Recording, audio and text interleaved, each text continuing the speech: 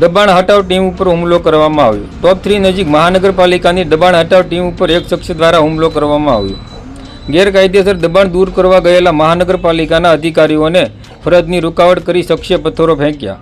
ભાવનગર મહાનગરપાલિકાની એસ્ટેટ વિભાગની ટીમ શહેરના ટોપ 3 સર્કલ નજીક દબાણ દૂર કરવા માટે પહોંચી હતી।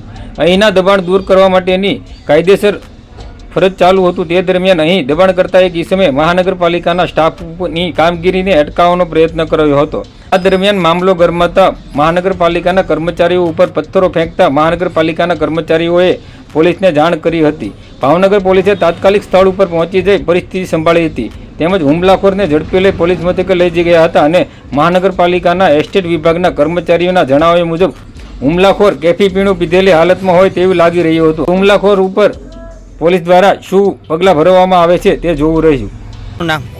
મારું નામ ગોહિલ ભૈપાલજી છે, દબાણ હટાવ સેલ ટીમ મહાનગરપાલિકા ભાવનગર। ટોપ 3 વિસ્તારમાં દબાણ હટાવવા માટે કામગીરી ચાલુ કરવામાં આવી હતી, શું છે વિગત, શું કહેશો? મહાનગરપાલિકાની દબાણ હટાવ સેલની ટીમ દ્વારા શહેરના અલગ અલગ વિસ્તારોમાં દબાણ હટાવની કામગીરી ચાલતી હોય છે।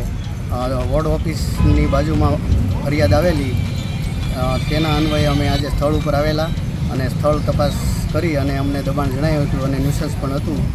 2 દિવસ પહેલાં આ જગ્યા ઉપર અમે સૂચના આપી અને જગ્યા ખાલી કરાવવા માટેની વિનંતી કરી હતી, પણ હજુ સુધી એ દબાણ હટાવ્યું ન હતું। અને આજે દબાણ હટાવ સેલની ટીમ જ્યારે દબાણ હટાવવા પહોંચી ત્યારે એક ઈસમ મેં કોઈ નશો કર્યો એવું લાગ્યું અને બીભત્સ વર્તન કરવાનું ચાલુ કર્યું હતું અને પથ્થર ઉપાડી અને ફેંકવાનું ચાલુ કર્યું હતું। અમે ત્વરિત ભરતનગર પોલીસ સ્ટેશનને જાણ કરી અને પોલીસ ઘટના સ્થળ ઉપર પહોંચી ગઈ હતી અને તે ઈસમને હાલ પકડી અને લઈ ગઈ છે અને દબાણ હટાવ સેલની ટીમ દ્વારા જે ફરિયાદ હતી એ ફરિયાદનો નિકાલ કરવા માટે દબાણ હટાવની કામગીરી અત્યારે ચાલુ છે। વચરામભાઈ પરમાર, રહેવાસી દેવાડા, દેવી પૂજક। મારા છોકરાઓ માટે હું અહીંયા નાની અમથી એક લારી મેકું છું 3 વાગે ને 10 વાગે બંધ કરી દઉં। સાહેબનો અહીંયા ઇતિહાસ ચાલુ થાય તે પહેલાં બંધ કરી દઉં છું।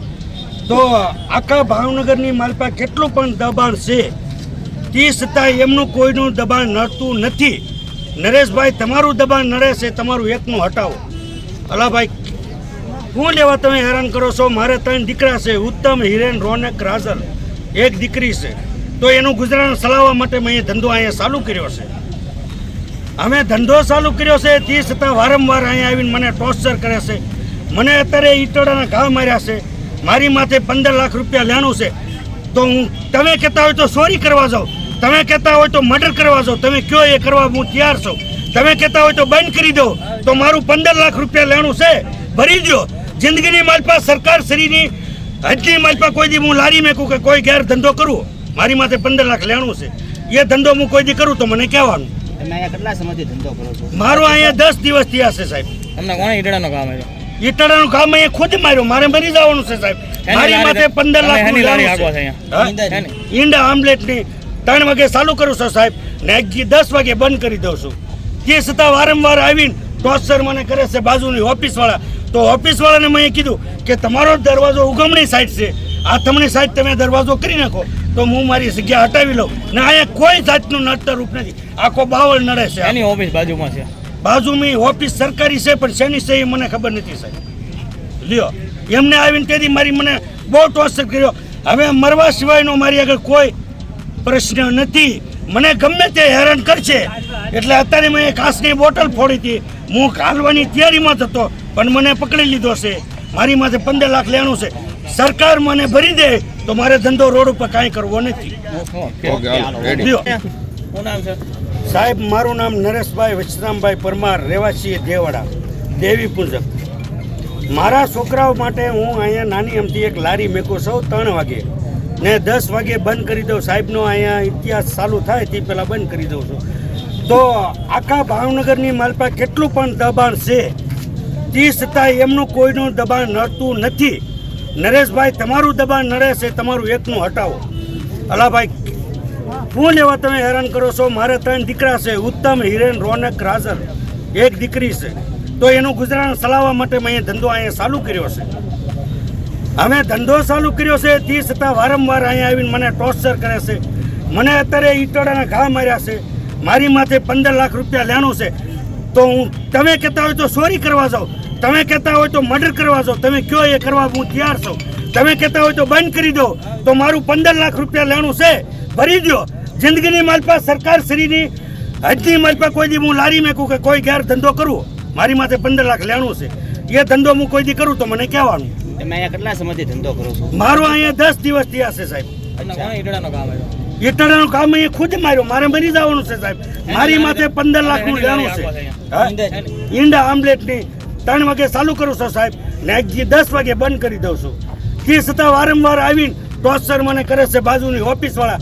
તો ઓફિસવાળાને મેં કીધું કે તમારો દરવાજો ઉગમણી સાઈડ છે, આ તમને સાઈડ તમે દરવાજો કરી નાખો તો હું મારી જગ્યા હટાવી લઉં. ને અહીંયા કોઈ જાતનું નડતર રૂપ નથી, આખો બાવળ નડે છે. બાજુની ઓફિસ સરકારી છે પણ શેની છે એ મને ખબર નથી સાહેબ. લ્યો, એમને આવીને તેથી મારી મને બહુ ટોર્ચર કર્યો. હવે મરવા સિવાયનો મારી આગળ કોઈ પ્રશ્ન નથી. મને ગમે તે હેરાન કરશે. એટલે અત્યારે મેં કાચની બોટલ ફોડી હતી, હું ઘાલવાની તૈયારીમાં જ હતો પણ મને પકડી લીધો છે. મારી માથે 15 લાખ લેવાનું છે. સરકાર મને ભરી દે તો મારે ધંધો રોડ ઉપર કાંઈ કરવો નથી. ઓકે, હાલો. સીધો સાદો હું ધંધો આમલેટનો કરવા ચાલુ કર્યો. મેં દારૂ બંધ કર્યો હતો, દારૂ પાવનો આ સાહેબે ચાલુ કર્યો. એનો નકશો મારા મગજમાં રેકોર્ડ થઈ ગયો છે. મેં દારૂ બંધ કર્યો તો અત્યારે 2 થેલી પીધો ને હજી પીશ. મને 2 થેલી કાંઈ ન થાય. 5 લીટર 10 લીટર પીવું ને ત્યારે નરેશ વિશ્રામના ઓર્ડરમાંથી બહાર નકળે નહીં. પછી હું કહું કે ગ્યાલ સોજો મારા દારૂ ન પીધો હોય તાર ન બોલું. એટલે બધું છે ને સાહેબ, મને સાપરું કાઢવું હોય બધું કાઢતા હો. તમે આવો અહીંયા, હજી આગા હોય તમારું સાપરાને એક કાટલો ખટકો તમે પાડો તો તમારો આજીવન તમારો ગુલામ રહો. તમારા પગ ધોઈને પીવું, ન પીવું તો વાઘરીના પેટનો હોય, હજામના પેટનો કહેજો. બાકી મારી નાખો તો એમ નથી જવાનું. એમ નથી જવાનું. હા, એમ નથી જવાનું. મને મારી નાખો ને તમે ન મારી નાખો તો ખુદ ન મરી જાવ ને તો વાઘરીના ગોદાનો નહીં ગલવી દેવાનો છે આને.